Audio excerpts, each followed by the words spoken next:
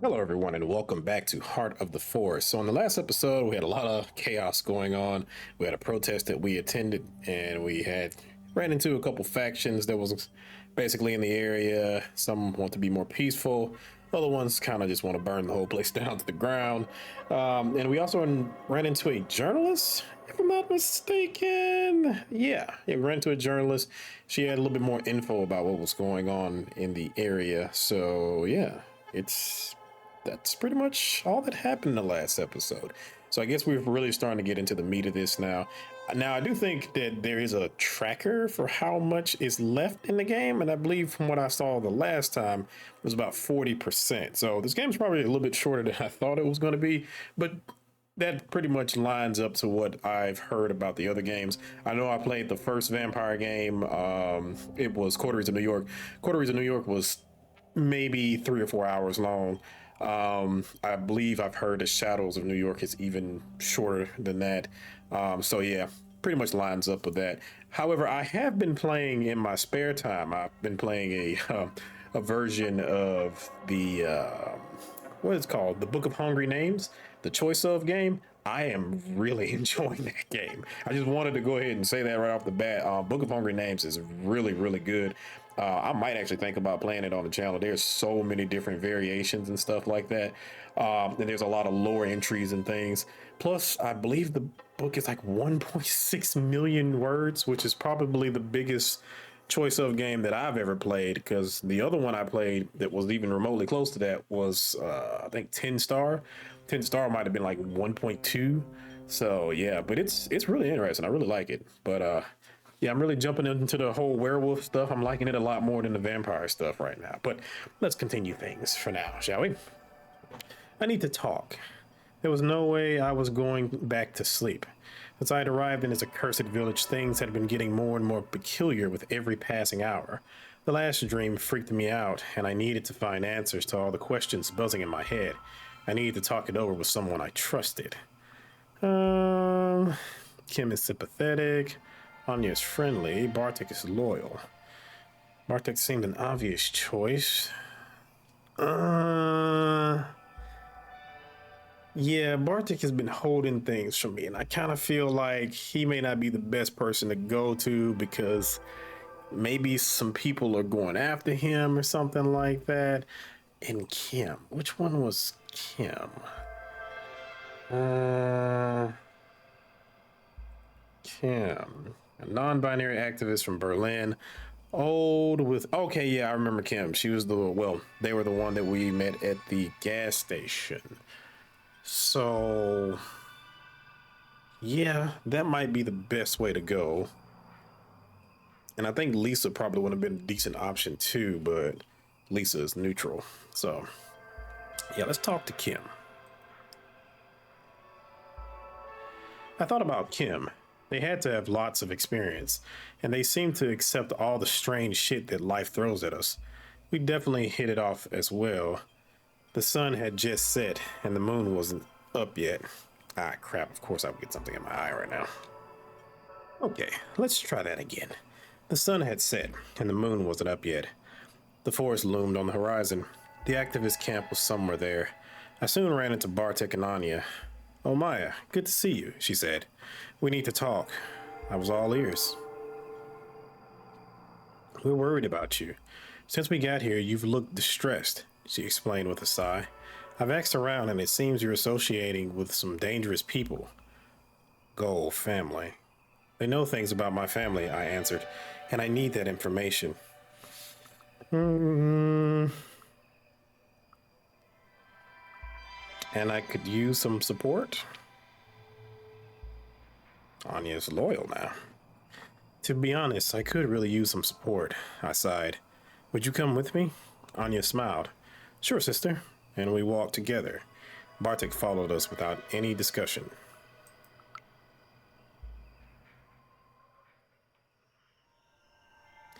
The camp had a different vibe than the logging site protest.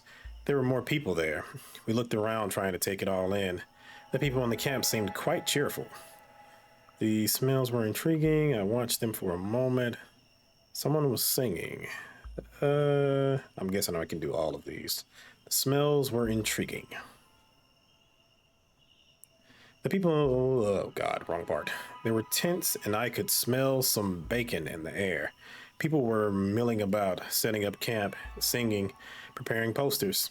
It was a joint effort. I was hungry. Oh, great. That's not good.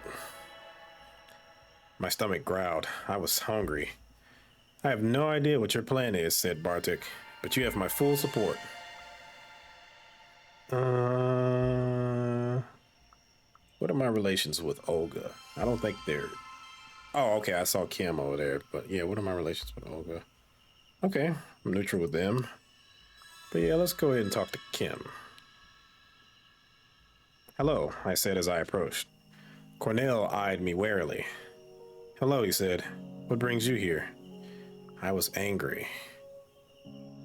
I needed answers. I shrugged and dug my hands deeper into the pockets of my jeans. I have so many questions about myself, the forest, and the logging. Cornell looked at me with those uncanny gray eyes. I could feel his attention lock on me. It's okay, he said. Join us, and you will understand. We're here to stop what's happening, to show that we don't agree and that we hope to make a difference. Will it work? I asked skeptically. I don't know. All I know is that it worked before. It worked for Gandhi. It worked with segregation and apartheid in the end. It worked with communism. So let's see if it works with capitalism as well. Violence is not an option here. He smiled, and I think you know quite well that anger doesn't really get shit done. I don't know. Sometimes you need that threat of violence in order to get things done. But I'll go with I knew that, because I need to get my anger down. I smiled back. Somehow being around him made me feel more relaxed. I know you can count on me. I know you can count on me, I answered. I had a family debt to pay, and I couldn't be just an observer anymore. So, we may have a little citizen protest going on tonight, Cornell said, but I'll need your support if we want to convince the others. Okay. They all wanted to do something that night, but after a whole day's discussion, they were still divided on what to do. 3 for one option, 3 for the other. I had the deciding vote. Cornell's plan, peaceful protest. Olga's plan, violence. Well, I mean, I'm not the brave type. I'm more analytical and spiritual. Crap. Cornell is hostile to me too. Olga's just neutral.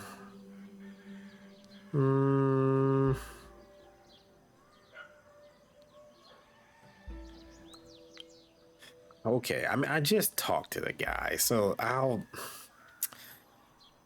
guess I'll go the peaceful route.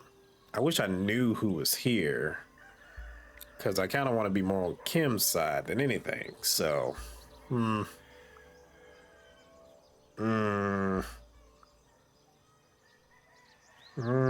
Sure, I'll go with Cornell's plan.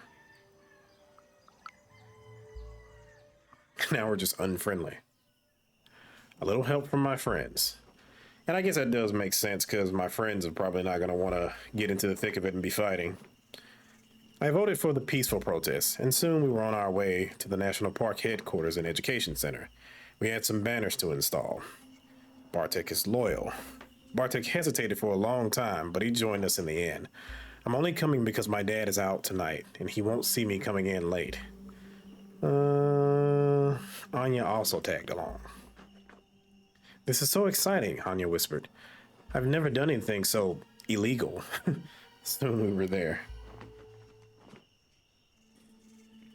As we were on our way, I realized that in reality, my methods were much more peaceful than my words had been. I shrugged. You live and you learn. The national park headquarters were located in something called Palace Park. The name was historical.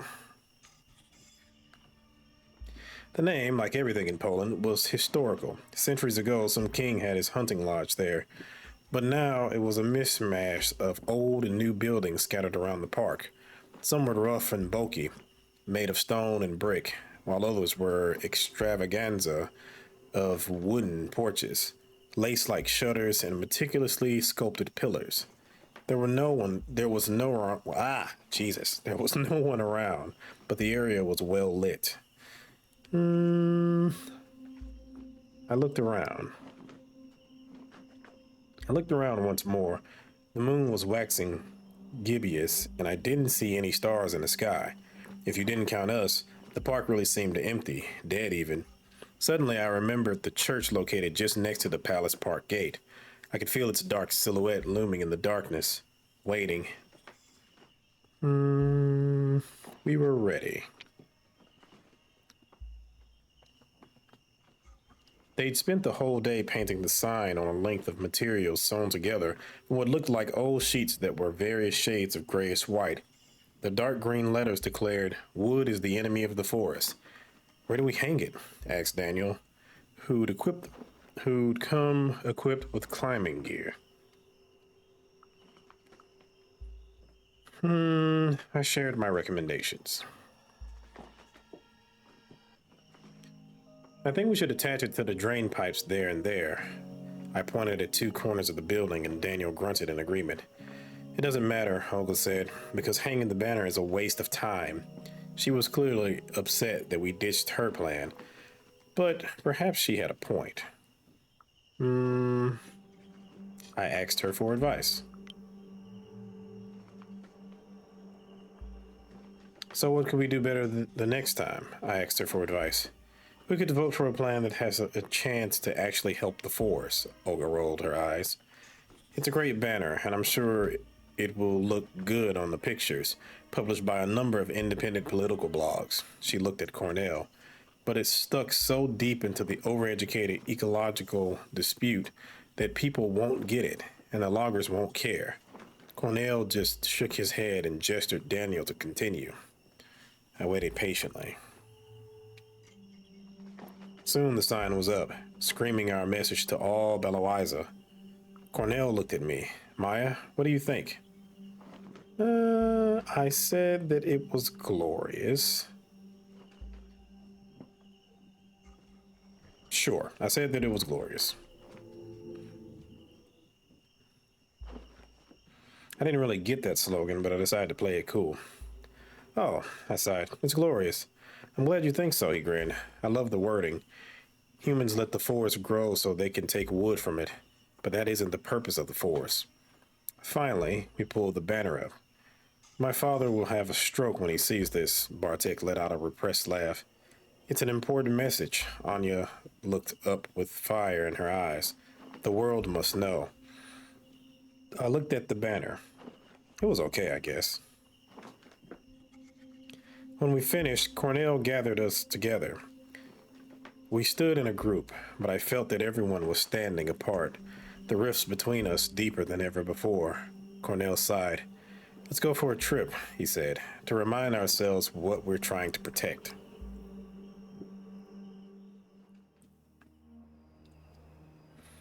Pushka is neutral. The night forest was cold and indifferent as we cycled through it. It didn't care about our actions and didn't notice our bicycles or corals. Cornell led us to a clearing surrounded by boulders placed in a circle. There was a precision in their placement that made me think of a spider's web. I wondered for a second if we were flies or spiders. Let's get that rage down. Anya chuckled. "This is exciting," Anya chuckled, and I relaxed. There was some kind of energy there, flowing around, trying to reach me, but it couldn't, not without my permission.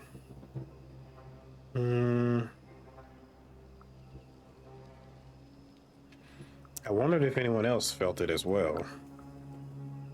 "Do you guys feel that?"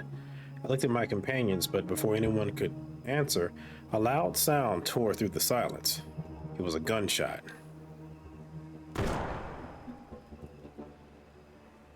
Anya gasped, looked around, wide-eyed and terrified. The others tensed up, but they didn't look concerned, just confused.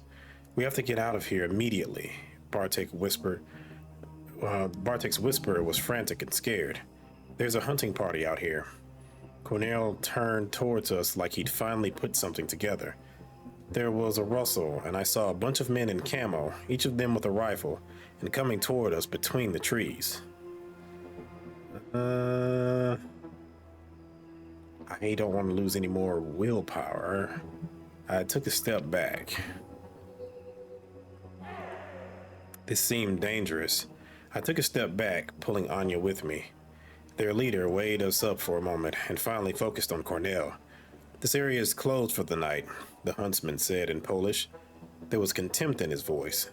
"There's a hunt going on, and y'all are trespassing. We have police officers here, so I would go home if I were you, unless you want to get arrested." This was a pile of hot bullshit. The guy reeked of guilt.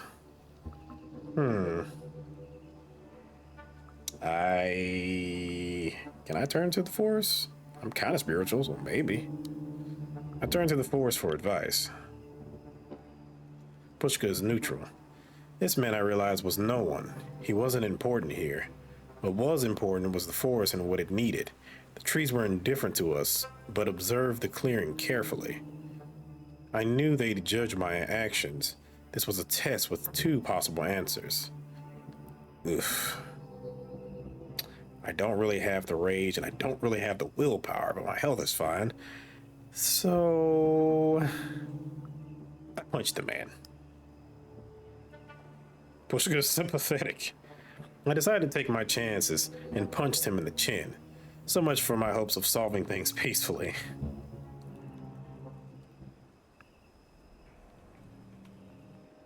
The clearing shattered like a broken window into sharp pieces, its edges cut clean by the rays of a flashlight swirling in the darkness. One piece, a shout, another, a silhouette leaping. A dodge, a grunt, a punch, a cry. Curses in 3 different languages. I slipped between the pieces, hiding in the shadows. I body slammed into one of the men and he stumbled. I threw dirt into his eyes, or I prepared for his reactions. Maybe I can get away with this because I'm analytical? I prepared for his reaction. I took a step back, getting ready for his reaction. When he jumped at me, I moved to the side and tripped him when he lost his balance. There was a loud thud as he fell to the ground. A flashlight shone his way. Bartek was kneeling over the body. Bartek was kneeling over the fallen guy, trying to wake him up. I saw blood on his head, blood on the stone next to his head, blood on the ground, dark and fresh. A victory, because I kind of need to raise my rage right now. Excellent, a victory. I turned away from the man to look for another target. Then I heard a shout. "She killed him," one of the men shouted, the horror clear in his voice. He directed his flashlight at my face, blinding me. Suddenly, I realized what we were doing. "What are we all doing?" I asked, because seriously, what the fuck were we doing fighting in the middle of the night in the heart of the forest? A second later, I noticed a huge silhouette behind him. It looked at me and its eyes were glowing. "Leave her alone," it growled, and I recognized the voice. Was it Olga? It was Olga. She was bulging, muscles growing bigger, bones getting longer. She let out a joyous roar, grabbed the man, and slashed him with her claws. What was happening? How could it be real? Why wasn't I scared? I shook my head. Something warm landed on my face. More blood. Howls, terrified screams. Bartek grabbed my and Anya's wrist. "We have to go." The man screamed again and pointed a gun at Olga. Hmm. I attacked the man with the gun.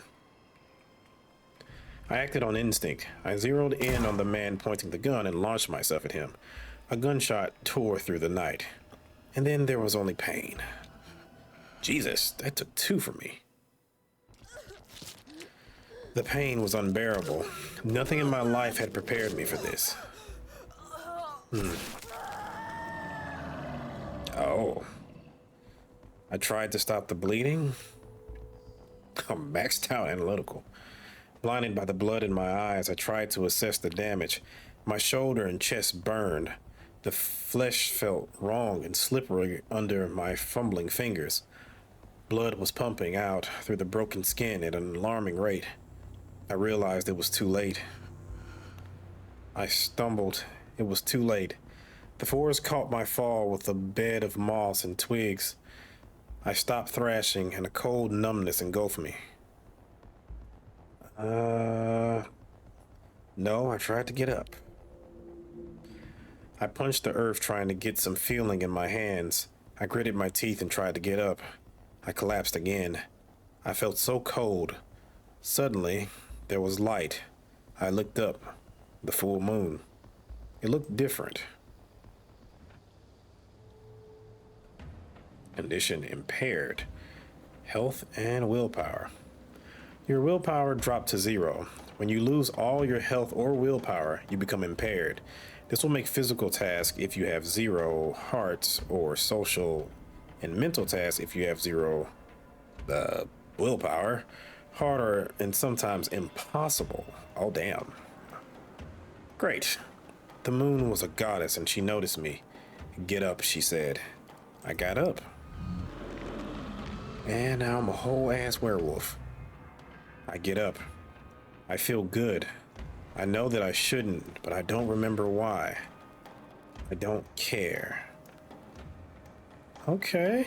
Let me get some more health. I stretch. Ooh. My muscles are sore and cramped, so I stretch like I've never stretched before. My arms are longer. My legs are stronger. My heart is pumping and I feel like I've spent my whole life packed into a box and I've finally been set free. Okay. My mind is clear. My mind is clearer than it's ever been before. I see the world in sharp contrasts of black and white, movement and stillness. I smell prey. I hear language in the hooting of owls, the whistling of the wind, and the snarling of wolves. I am what I was born to be. I breathe. Oh boy. I take a breath and feel my ribs and muscles move. The forest smells of blood and fear and excitement. I'm happy. I laugh happily, and others' laughter joins me. We laugh and sing to the moon. Something stings me. There's a small, malformed creature pointing a stick at me. The stick blazes with fire, and there's another sting. The creature is no threat to me, but its presence is annoying. It smells almost send me reeling, and I don't like being pricked.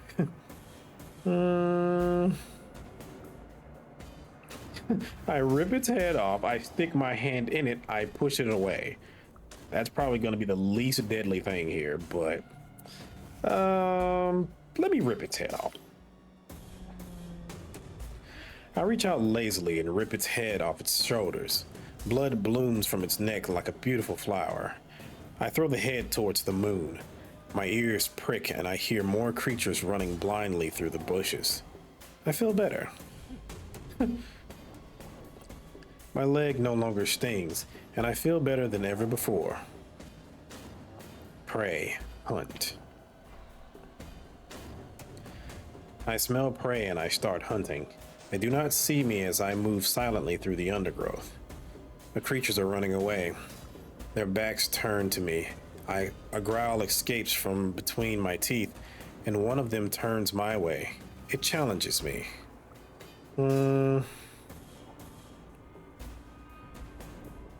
I attack. I don't skip a beat as I lunge at it and close my jaws on its head. The taste is sweet. Piercing light burns my eyes. I hear more creatures coming my way. They want to hurt me. I strike them one by one. I hide in the shadows and they are too slow, too dumb, too clueless to notice me. I strike them down one by one. Some fight back. Some manage to defend themselves briefly, but most of them don't see me coming. A new smell. The wind brings a new smell. The air tastes of fur and musk and blood. Shapes move among the trees, but there are no creatures. There are people like me. Suddenly, I'm surrounded by them. I think I know them. They seem familiar. It's like I met them in the past, but they were hidden. They close in on me. What do they want? I wait. I relax and wait for them unflinching. They approach me and sniff the air. Their smells are overwhelmingly familiar. Once the people had sounds attached to them, but now I realize the sounds were not their true names. Run with us, they say. Sure. And we run. But I'm probably about to change out of my form now. And we hunt together, and there's joy. There are no words to describe the thrill of being a part of a pack and closing in on your prey and tearing it apart. Then I get lost chasing something only because it's escaping. I am alone in the heart of the forest. I look up and see no moon, only clouds and tangled branches. Something changes. Something changed and I realized how tired I was. I stumbled. Darkness.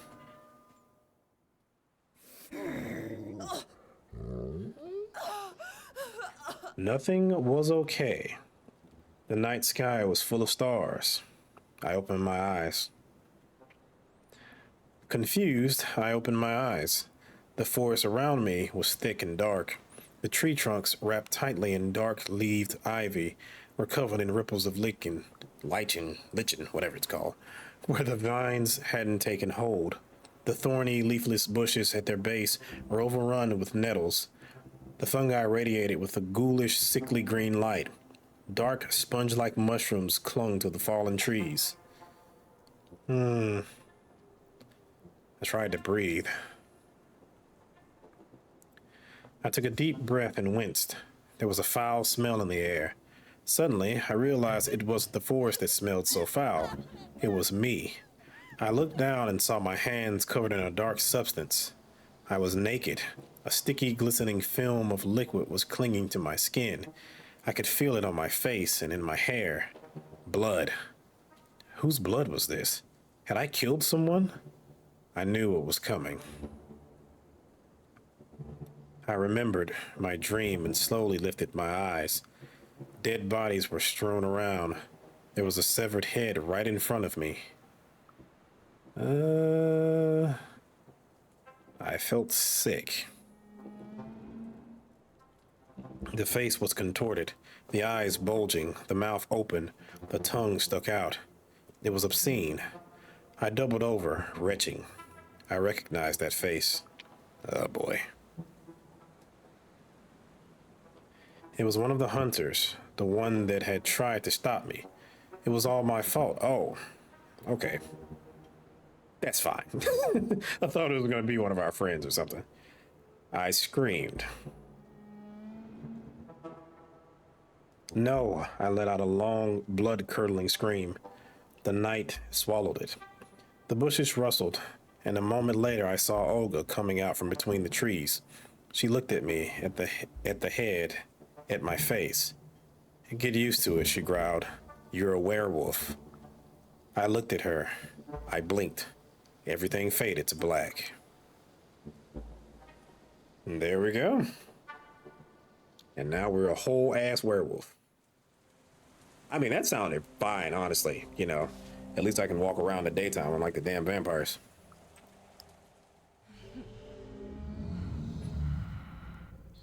Okay, so am I healed now? Or am I still impaired? I would like to not be impaired.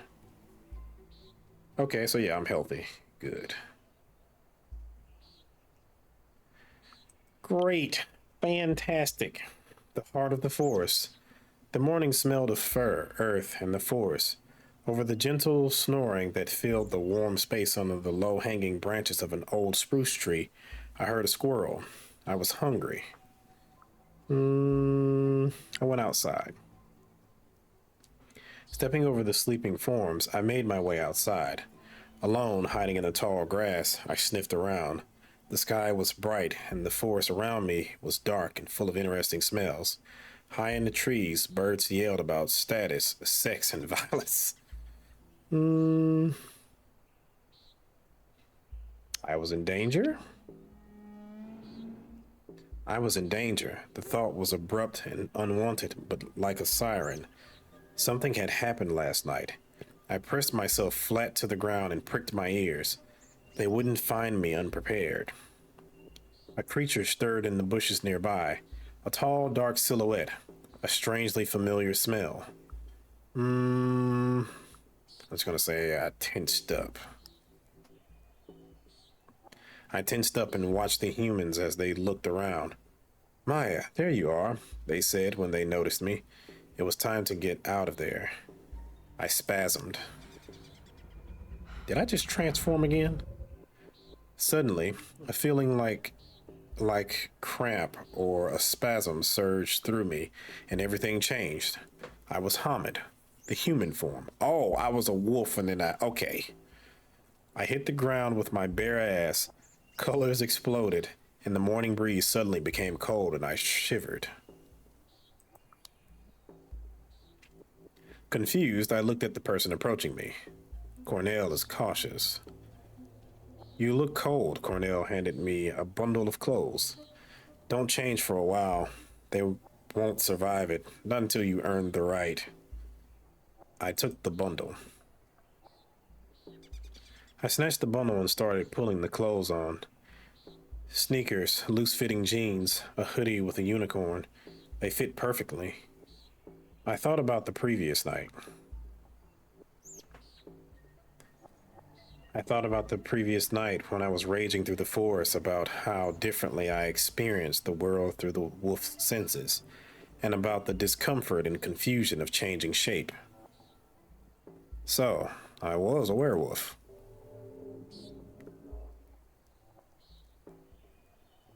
There was no denying it. I was no longer human.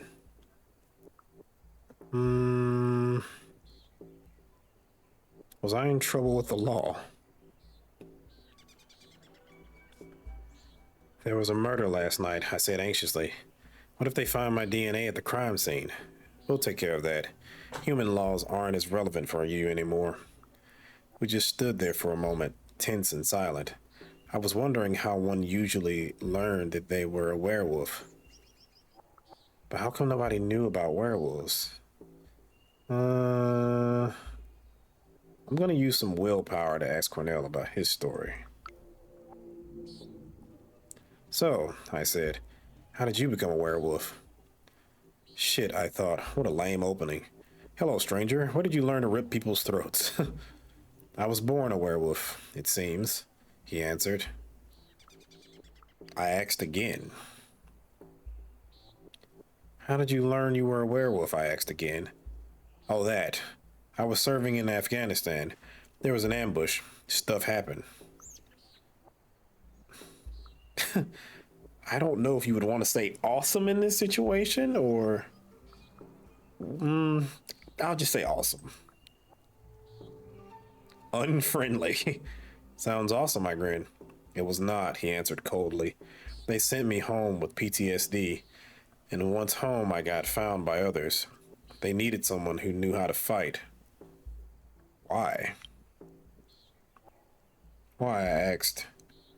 We were the real eco-terrorists back then, my pack and I, but I realized that violence only breeds more violence. It's not the way I want to follow. But how come nobody knew about werewolves? It doesn't make any sense, it suddenly struck me. How come nobody knows werewolves exist? We protect the veil, was the answer. It's easy to convince humans that supernatural doesn't exist. They already want to believe that, and the delirium helps. Delirium? You mean delirium as in the medical condition? I asked, remembering something that I'd read about acute confusional states. You'll have to ask Pat for that. But the gist of it is that humans are incapable of remembering that they saw a Krynos, he laughed. They panic, turn away, and instantly forget. Every time. Huh. Then I realized something. Something important. The wolves had awoken. At some point, the rest of the party had awoken and joined us. The clearing was full of wolves. Fuck. Fight or flight? The wolves were closing in on me. I saw an opening to escape. If I did, I could figure this all out on my own.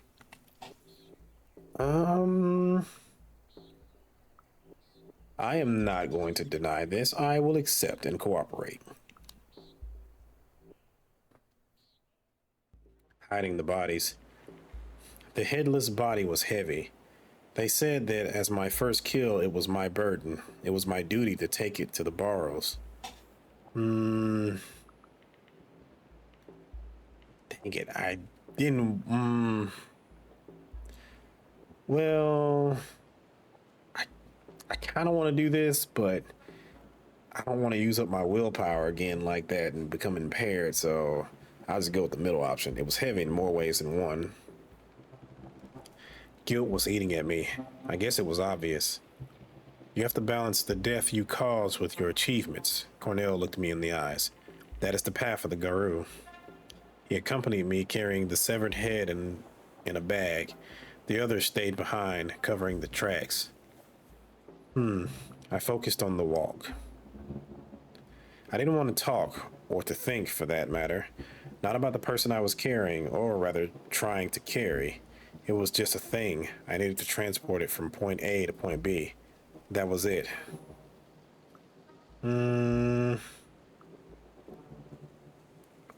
I guess I'll use a health bar, but the body was too heavy. Or no, I'll go ahead and use a willpower in this case.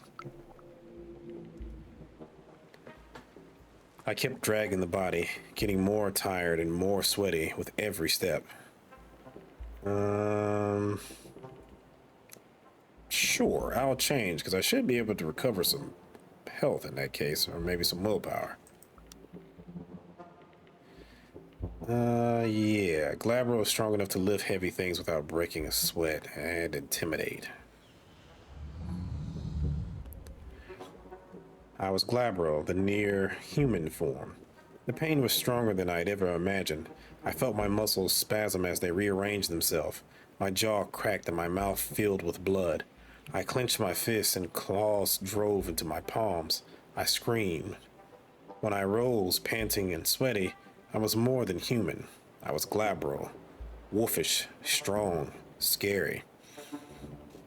How do you just know how to do that?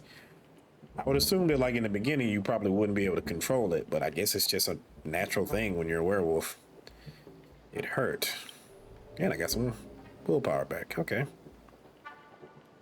The change hurt more than I expected. The world shifted. Not much, but enough. I felt my teeth get sharper and muscles stronger. I picked up the body. It was a lot lighter. We went on. But we weren't alone. I realized there were two shapes in the bushes on either side of the road. One bigger and dark gray, the other small and white. Ah, my companion smiled. I see you've noticed our patrons. I remember them from my dream? Winter Weasel, Morning Wolf. Yeah, we know each other, I said, remembering my dream. We sort of met the other night. The two animals stopped in front of me in the middle of the path. We came here to teach the cub, said the wolf. She smelled of ash and tears. Was I hallucinating? I couldn't believe what I saw. It made no sense. I felt as if my brain was short circuiting trying to interpret signals not meant for human senses. Was there really a wolf? My eyes told me there was a wolf staring at me, but when I looked at it, I felt ash on my tongue. I heard a mourning howl so deep it reverberated in my bones, and I smelled fire. And when it talked, it was like the rustling of leaves formed words in my mind. They wouldn't leave me alone. But hallucinations or not, they just wouldn't leave me alone. The weasel circled me, and before I knew it, I could feel my small claws on my leg. I could feel small claws on my leg, then on my back, then on my arm. It smelled of musk and electricity, and then it bit me. Why would it do that? Ow, I shouted. Why would you do that? To see how you react, obviously, the weasel's electronic voice echoed in my head. Enough, the wolf growled, or at least that was what my brain decided to hear. I felt the weasel draw its breath. In the beginning, there was Gaia, aka Mother Earth, and she gave birth to a mighty breed of warriors, the weasel began. It sounded electronical, like a teenager reading a Wikipedia page over a voice chat. They were called Garu. That's werewolves and werewolfish. And their sole purpose was to protect Gaia. They failed, wailed the wolf. This kind of reminds me, if you ever play the Book of Hungry Names, there's a part in there. There are parts in there when you encounter a patron spirit, and it does a really interesting thing whenever you run into the spirit in the game, and it really throws you off. And I thought that was really cool how that was written. I wanted to stay on the wolf side. I looked at the wolf. There was danger everywhere, shrugged the wolf when I looked to her for advice. When time began, Gaia released 3 primal forces upon the earth: the weaver, the wild, and the worm, the weasel continued. The wild was the untamed force of life and creation. The cold, ruthless weaver gave structure to the world, and the worm destroyed what needed to be destroyed, creating balance.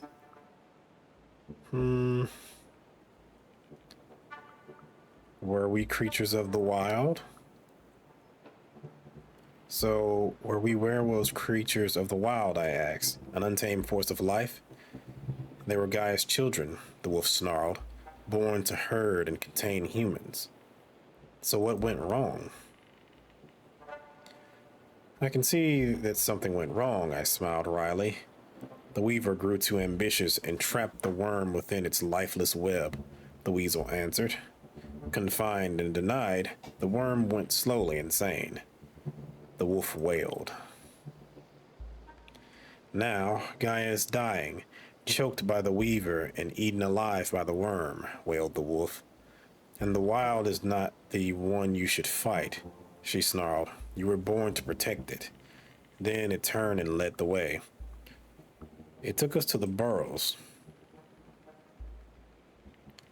It didn't look much different than other parts of the forest until you noticed the mounds, that is. There was something about the flattened hills that drew my full attention. They must have been bigger in the past. I can imagine them vividly when they were built.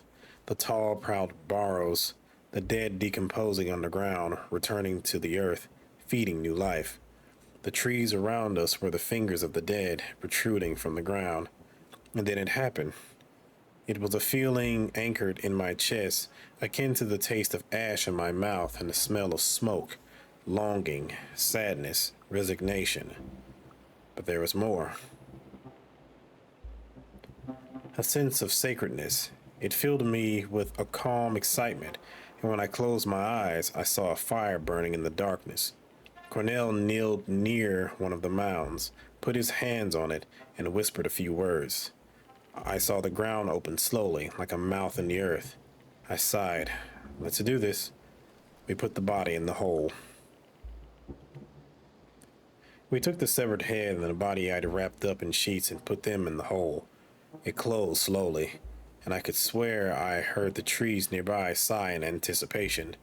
The wolf howled, and I could feel the hair on my hands rise. Welcome to your new life, the talking white weasel grinned. We have something else to show you.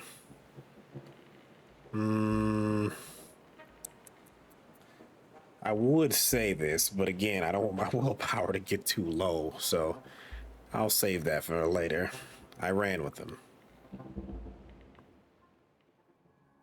Vision quest. You're a cub, so you have special privileges, said the weasel. Pushka will grant you a vision. You must see to understand, said the wolf. Think carefully before you choose what to see. The past, your family. The present, the forest. The future, your destiny. I do kind of want to do this. It is the reason why I came.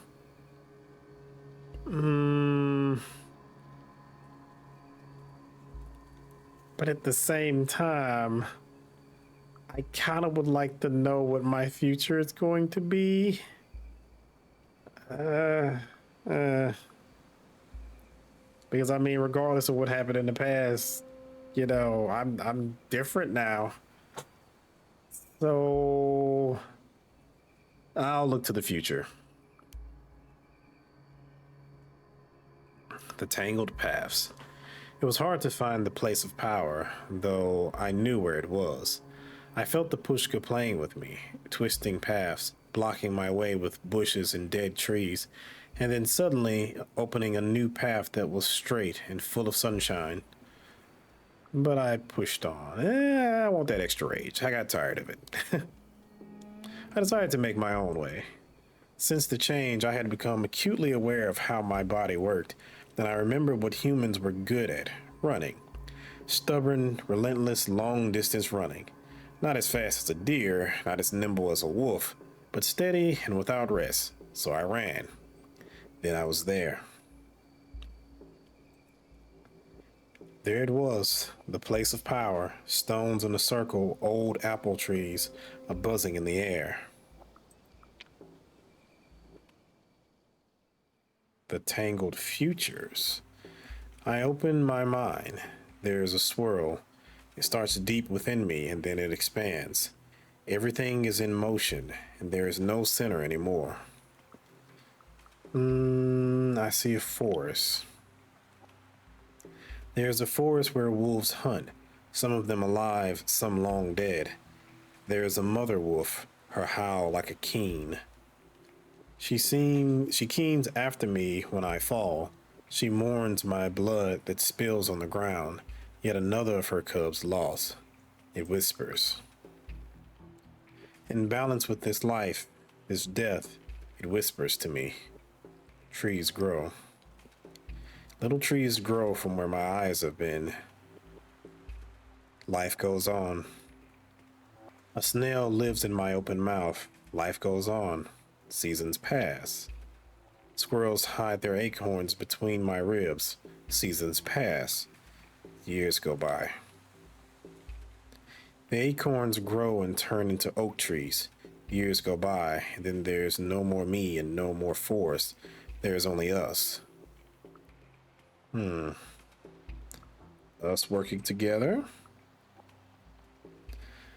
Us who work together, hand in hand, cleaning the fallen trees, protecting the standing ones, healing the damage, building the roads, breathing the air, hiding under the trees from the burning sun. But there are other paths. But this path is just one of many. There is tension. We just try to live in peace, but there's no time to enjoy that. There is no common ground between us and civilization. Only the no man's land that none of us dare cross. They stand there with their machines while we retreat to fight another day. They reek. They reek of the stench of the worm. There is anger burning there, slowly turning into rage. There is tension and a howling of a wolf. I open my eyes. The ash gray wolf stands in front of me. Do you understand what you have to do? She asked. I had to set the world on fire. I had to choose my path. I understand what I have to do, I said. There are many paths in front of us, and I have to choose the right one. The future was uncertain. The future can still change, I realize. It depends on our choices. The fight is the only righteous path, child. The wolf shook her head. It's in your blood. She looked me in the eyes. No compromise. Be my teeth, be my claws, be my rage.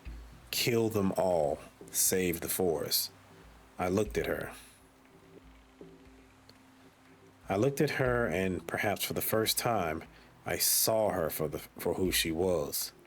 Her pelt was marred with fire. Her eyes were smoking embers. Ash was falling from her heaving flanks. She looked old, ancient, seething with anger. She was mourning incarnated. She was the very idea of mourning made flesh, driven by a feeling of loss so profound that it burned everything in its wake. But she was more than that.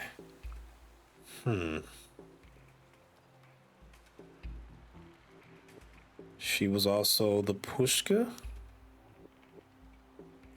She was also the spirit of the forest, the Pushka herself, wounded, hurt, violated, and mourning all her children that humans had killed.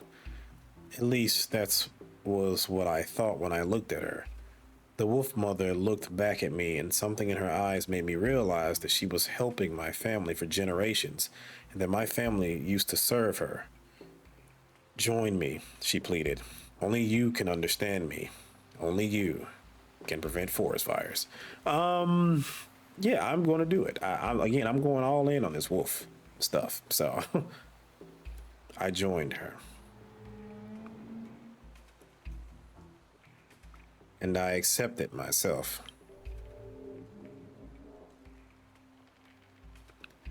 And I finally understood who I was. The paths before us merged, and only one remained. The wind smelled of ash and tears. The future awaited. One of us. A lone howl pierced the silence like a single ray of moonlight in the darkness. Then there was another one, and then another, and then another.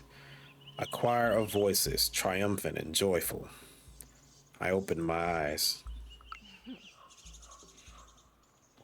When I opened my eyes, I was in a clearing. Around me, there were wolves, huge, monstrous wolves howling at the moon. I joined them. I was Hispo, the monstrous wolf form. Instinctively, I changed and joined the choir. My voice was unsteady at first, but soon I found my own note. A unique addition to the chorus. Good. You're almost ready now, said Olga, looking at me impatiently. Welcome to the Sept.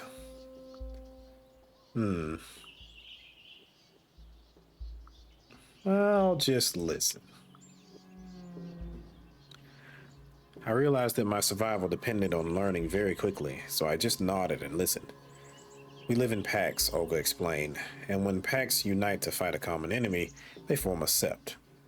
So there were 2 packs there. I realized that there must be at least 2 packs there. I think I'm the friendliest with Kim, right? So... yeah, Olga's cautious. Cornell is unfriendly. Kim is sympathetic. And so is Pat. So, yeah, I'll look at Kim. An old grizzled wolf changed into Kim, and Cornell and Pat joined them moments later. We are the winter weasels pack, said Kim. A white shadow settled on Pat's shoulder. I smelled musk and electricity. I looked at Olga. 3 of the monstrous wolves changed. Olga and Lisa stood up, human looking again, their clothes rumpled. A yellow-eyed wolf by their side turned out to be Daniel. We are the pack of the morning wolf mother, said Olga. They smelled of ash and tears, and for a moment I saw the wolf spirit among them. We are all Gaia's soldiers, said Cornell, and that we have no choice, but we can choose whom we fight. Who was winning the war? If there's a war, I asked, who's winning? At the moment, the worm, Cornell said. The word reeked of decay and burning oil. Mother Earth is sick, dying, and we are doing our best to protect her. Did I have to join a pack? Do I have to choose a pack, I asked, just to make sure. No Garu can survive on their own, Cornell said with sympathy. Your old human life is over, but we will never abandon you. I had so many questions. I shook my head. What about the moon? Why did I hear the moon whispering to me? I asked. Luna gave us rage. That is why she's important, Olga said. And that is why you will never be able to touch silver again. Was every sept that diverse? You are from all over Europe, I noticed. Is this like a standard for a sept? I look at Olga. I didn't even know if that was a stupid question or a smart one. I looked at Olga. Normally the tribes keep to themselves, Olga grimaced. But we are in a desperate situation and had to form a rather unorthodox alliances. There are at least a dozen tribes, Daniel interrupted, and I hope, Maya, that you will choose yours wisely. How did the spirits work? What about the spirits, I asked. How does that work? The world casts a shadow, and we call it the Umbra, said Lisa. And in the shadow, every living creature, every emotion and idea, every important object exists as a spirit. That's all you need to know at the moment. I summed it up. So, if I got this all right, I've been conscripted into an ancient war against the worm, I said slowly, trying to put it all together. And the moon gave me rage as a weapon, but I must avoid silver. I took a breath. And there's a whole secret world of spirits, I continued, and I have to join a pack and choose a tribe. Exactly, Lisa nodded. As for the tribe, there are two people who could mentor you now. Olga is from the Black Furies, an ancient tribe of women warriors, and Cornell is from the Children of Gaia, and he's more a peace and harmony guy. Well, I've seemed to have been leaning into the rage, and I made the, agreement with the Wolf Mother, so I'll join the Black Furies. Oh. What about my family's tribe? I just want to ask. That didn't make me choose right. Hey, what about my family's tribe, I asked. Lisa winced. Daniel laughed. Olga shook her head. What was the matter? What's the matter? I asked again. Your ancestors were the Get of Fenris, and no one here wants to have anything to do with that tribe. Cornell answered, They stand against everything we believe in. Oh, great. Yeah. So I've ran into Fenris in the choice of game. They're white supremacists, which was hilarious considering the fact that my character was black, so that went about as well as you could think. Were they really that bad? Oh god, what were they here? Get of Fenris are the most radical Garu supremacists that ever marred the face of Earth, Kim scoffed. Like legit fascist werewolves. Some of them literally worked for Hitler. Gee. Fascist werewolves. That's something. I really hope this didn't make me choose them. I didn't want to choose them. I had the right to know my legacy. Oh boy. Thank you for telling me, I said. I had the right to learn about where I came from. For a moment, we all were silent. There were a lot of werewolves there. Can we calm this down? One thing is bugging me, I said. Why are there so many of you here? Suddenly, everyone in Balawiza is werewolf or what? You know nothing, cub, Olga laughed bitterly. A mere century ago, there were dozens of packs in these forests, but none of the old guard survived the 90s. Lisa shook her head. We had to start from scratch. Until you showed up, there were only 6 of us, and the 3 of us not even local, Cornell pointed out. 2 packs too small for their own good. I needed to know more about the tribes. I wanted to learn more about the tribes and find an option that would really resonate with who I was. I will talk with Kim. Kim told me a lot about bone gnawers, urban werewolves fighting for the disadvantaged and marginalized, children of the rat. I almost end up picking them in the choice of book. Did they really have a rat as a patron? I guess I could ask Kim about their story.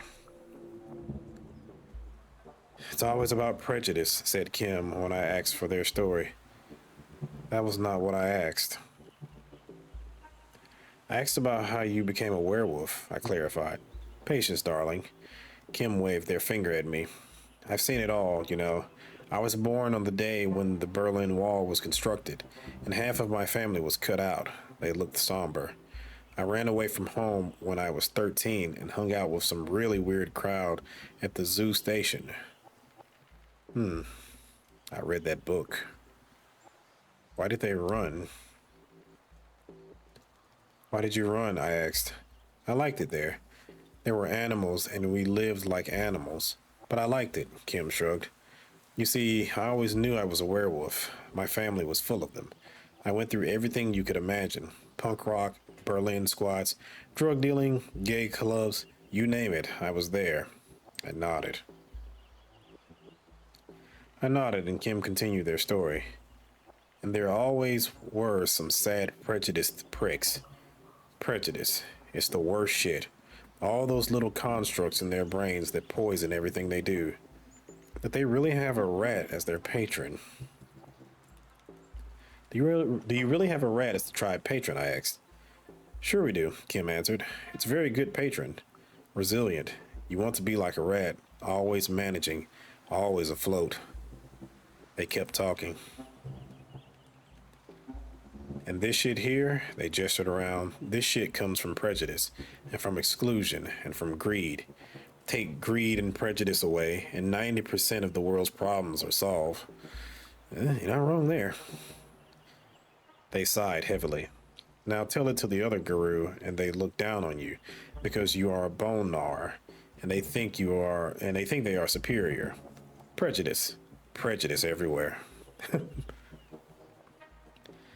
Let's talk to Pat because he is also sympathetic. Pat was a glasswalker. Pat was a glasswalker, and her tribe was finding its niche in cutting edge technological cityscapes. I think they were the second choice that I made in the Book of Hungry Names. It sounded intriguing. We talked for a while. What was she doing in the forest? So you were basically a city dweller, I observed. All glasswalkers are. It's our natural habitat. I feel quite out of place in the forest. But the Pushka was our home.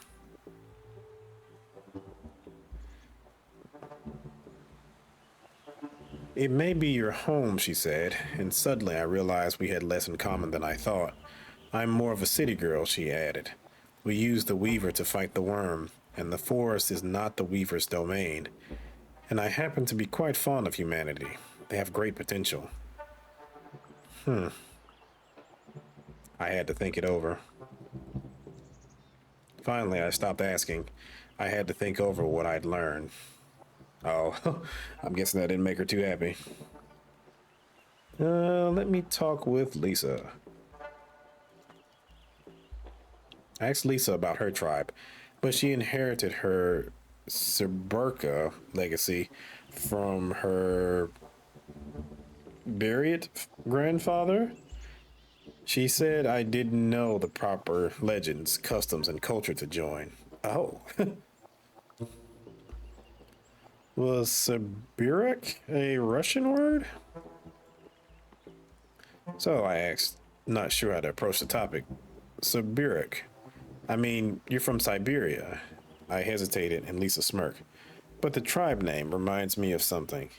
Yes, Siberic. She pronounced it differently, so it sounded like a Polish word. I must have heard it before. I'm sure that I heard it before, I said, in a different context. In Russian, it means someone from Siberia, but in Polish, it has its own, very specific meaning, Lisa explained. It's a word for political prisoner exiled to Siberia, and there were tens of thousands of them.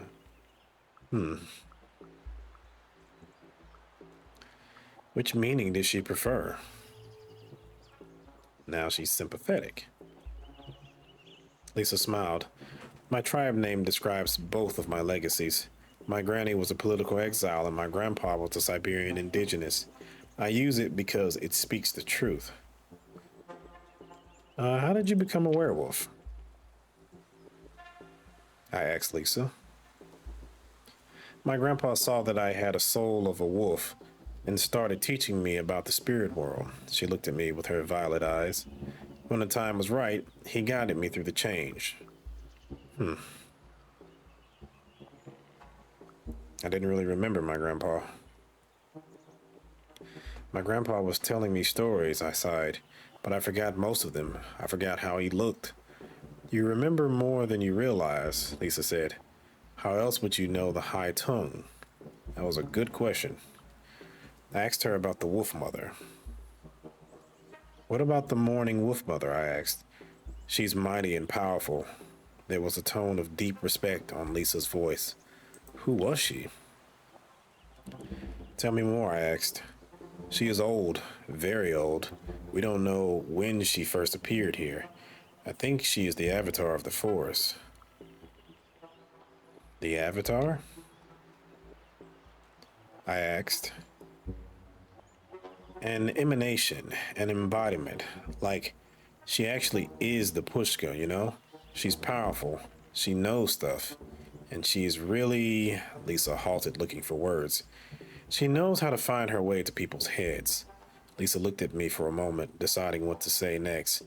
I respect her, but sometimes I think she gets into Olga's head too much. Olga lets her in, and the wolf pushes. And I don't know, maybe it's the right way to do things now.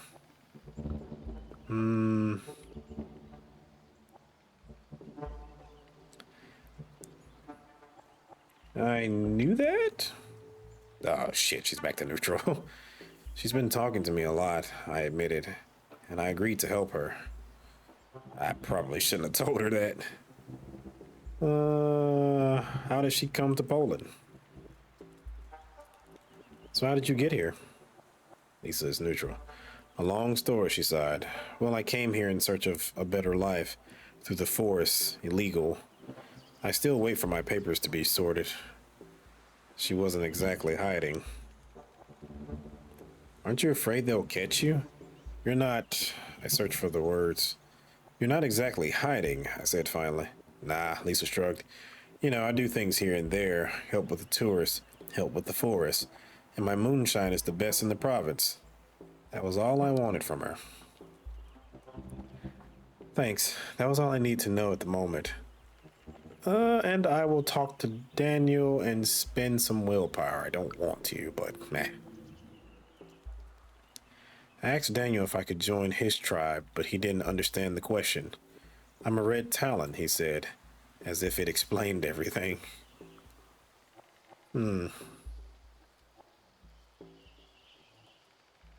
What exactly were the red talons? I asked Daniel. It is the T tribe of the Garu who were who are born as wolves, Daniel explained. We usually don't mix with others, and we could kill humans. But since I'm the only one here, I decided that it was better to join the rest. Why? I kept asking. He looked at me as if I were stupid. What are you, stupid? He asked a second later. There is always strength in numbers. I protect my folk better when there are more werewolves around. Your folk? Wolves. Okay, I'm not going to spend anything else. That was all I wanted. Thanks, that was all I wanted from him. But I didn't want to talk anymore. I was too exhausted and too bugged. I was too exhausted to bug them with personal questions. Anyway, before you're admitted to a tribe, you need to prove yourself. What now? Prove myself? I was shocked. Hadn't I proven myself enough already? I killed a lot of people, but sure, let's do it. Rite of passage. You went through your first change, Pat said. She was leaning on a tree nearby. And you know everything you need to know at the moment. But you have to go through the rite of passage. Daniel rubbed against my flank, excited. A vision quest. Kim winked at me. I just went through one. Good God. And since we don't have time for tests, we need you to solve a real problem. Olga stepped in. Namely, we want you to find a way of ending this logging problem, Cornell said gently. So, how would you like to do it? They all looked at me in anticipation. I took my time. Enjoying the moment, my body was buzzing with energy, ready to shift shape on the slightest sign of danger. My mind was clear. I knew what to do. Got some willpower. Nice. And I knew exactly what I wanted to do. The loggers needed to be punished. We had to find the local source of our problems. We need to understand the enemy. I am going to go again with the more violent route. I know I haven't been doing that the entire time, but since I made the pact with the Morning Wolf Mother, whatever her name is, we're going to go in with the violence. So, the loggers needed to be punished. We need to show the loggers there are consequences of their actions, I decided, to punish them for their sins. Kim looked unconvinced. Never mind the loggers. Kim made a dismissive gesture with her hand. We have to inspire the protesters. Lisa rolled her eyes.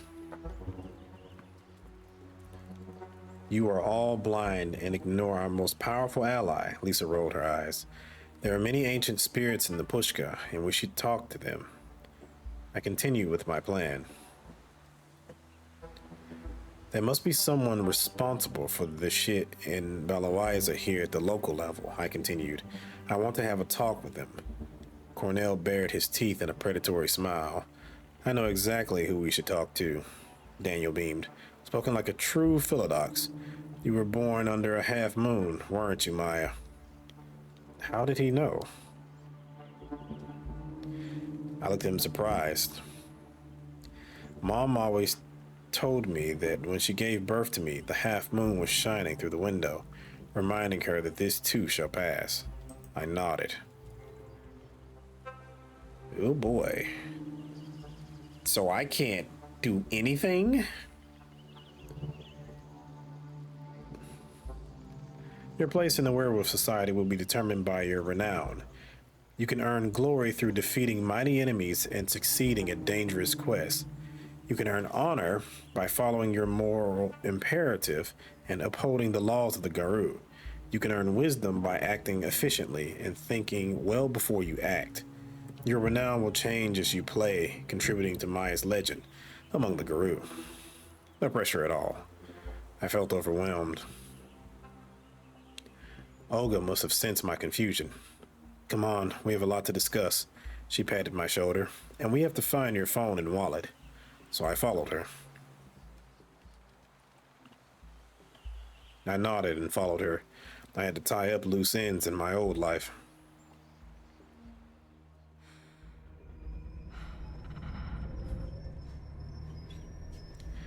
I'm sitting on a bus. The sun streaming through the windows is making it hard to see.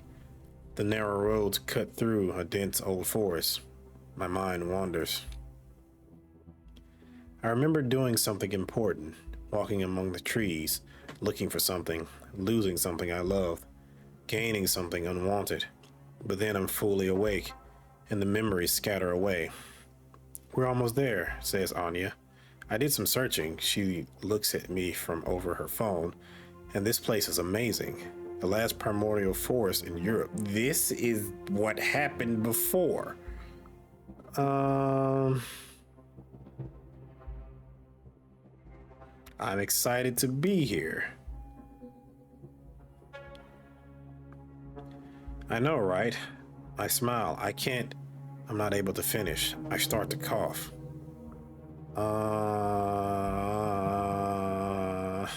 What? I spit blood. My throat is sore. My lungs hurt.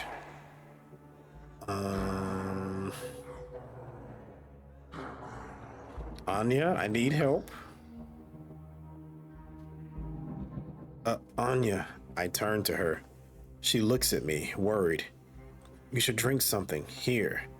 She pulls a bottle from her backpack and gives it to me. I take a sip and feel something dry and acrid in my mouth, and then it starts to move. Spiders. Great. Oh, please don't put spiders on the screen. I don't like spiders. I spit it out and see thousands of small spiders leaving my mouth. Threads of silk cover me, the seat, and everything around. Well, my anger is high, so I fight. I try to fight them, but they're too small and there are too many of them. And after a few seconds, I'm covered in cobwebs, unable to move. There's a hiss. I hear a hiss. Then slowly, a long, dark, bloody shape comes out of Anya's eye socket, pushing the eye out. A black snake that reeks of rotten meat, acid, and oil. Don't fight, Maya. You're already mine, it says, just like your grandpa. And then it kisses me. The fuck? All right. Chapter 5, The Plan. Okay, so I will end this here, and in the next episode, I guess I'm assuming we're coming towards maybe the final chapters or whatnot, so we'll just go ahead and do chapter 5. Maybe there's a 6 or 7, I'm not sure, but I'll try to wrap everything up in the next video. But yeah, okay.